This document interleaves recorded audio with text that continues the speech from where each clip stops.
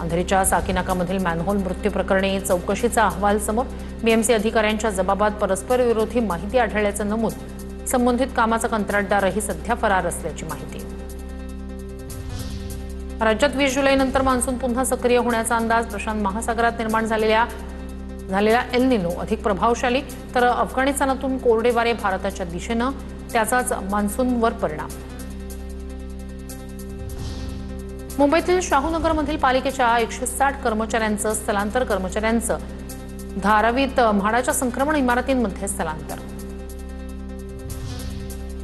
मुंबईत यंदा गणेश मूर्तींना पर्यावरणपूरक रंगच वापरले जाणार. पालिकेकडून मूर्तिकारांना 25,400 लिटर इको फ्रेंडली रंग मोफत दिले जाणार. या उपक्रमासाठी 1,63,00,00,000 रुपयांचा खर्च केला जाणार. मुंबईत यंदा डेंग्यूचे 847 रुग्ण आढळले. राज्यात ही संख्या सर्वाधिक. मलेरियाचे 3,498 रुग्ण नोंदवले गेले. नागरिकांना सतर्क राहण्याचं आवाहन. मुंबई बेस्ट बस अपघातात 5 महिन्यात 10 मृत्यू. जानेवारी ते मे या 5 महिन्यात कंत्राटी बसच्या 239 अपघातांमध्ये 10 जणांचा मृत्यू तर 46 जण जखमी. मे महिन्यात 99 अपघातांची नोंद.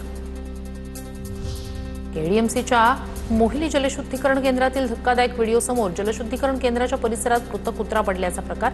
मृत प्राण्यामुळे दुर्गंधी, अस्वच्छता आणि पाण्याच्या गुणवत्तेवरच गंभीर प्रश्नचिन्ह. मुंबईत अंमली पदार्थांविरोधात ड्रग्ज फ्री मुंबई अभियान. एकाच वेळी 100हून अधिक पालिका शाळांमध्ये जनजागृती कार्यक्रम. 4,000हून अधिक विद्यार्थ्यांचा सहभाग. कार्यक्रमातून विद्यार्थ्यांना व्यसनमुक्त जीवनाचा संदेश. भर टॅक्सीची वाट पाहणाऱ्या 80 वर्षीय आजींच्या मदतीला मुंबई वाहतूक पोलीस धावून आले. कॉन्स्टेबल चंद्रनीलकांत सोनुने यांनी टॅक्सी थांबवून आजींना बसवलं. त्यांच्या माणुसकीच्या कृतीचा व्हिडिओ सोशल मीडियावर व्हायरल. आता पाहणार टॉप 9 बातम्या पुणे जिल्ह्यातल्या. पुण्यातील काही प्रमुख चौकांमध्ये आंदोलनाला बंदी. FC road, JM road, Balgandharva Chowk, Alka Chowk आणि खंडोजी बाबा चौकात आंदोलनाला बंदी. आंदोलनापूर्वी पोलिसांची परवानगी घ्यावी लागणार. पुण्यातून आषाढी यात्रेसाठी 430 विशेष एसटी बसची व्यवस्था. पुणे विभागातून 21 जुलैपासून 330 स्पेशल बस सोडल्या जाणार. जिजाऊ आणि नवीन परिवर्तन बसचा समावेश. पुण्यात उद्यापासून पुन्हा दिवसाआड पाणी पुरवठा.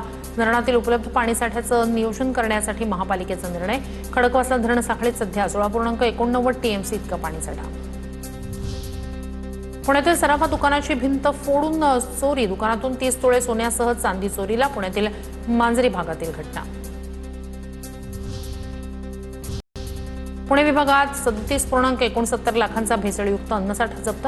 अन्न औषध प्रशासनाच्या पुणे विभागाची 7 जिल्ह्यातील 60 ठिकाणी कारवाई. 5 जणांविरोधात गुन्हा दाखल. पाकिस्तानी गँगस्टर शहजाद भट्टीशी संबंधित लोकांवर छापे. पुणे पिंपरी चिंचवडमध्ये एटीएसचे छापे. संबंधित व्यक्तींना ताब्यात घेऊन एटीएसकडून चौकशी सुरू. सोशल मीडियावरून तरुणांशी संपर्क साधल्याचा आरोप.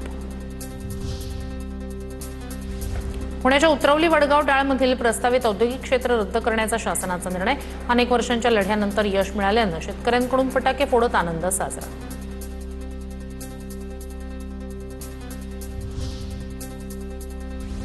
पुणे शहरात पहिल्या 6 महिन्यात 44,265 घरांची विक्री.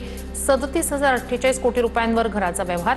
पुण्यात घरांची सरासरी किंमत 84 लाख रुपयांवर पोहोचली. गेल्या 4 वर्षात घरांच्या सरासरी किमतीत 38% वाढ.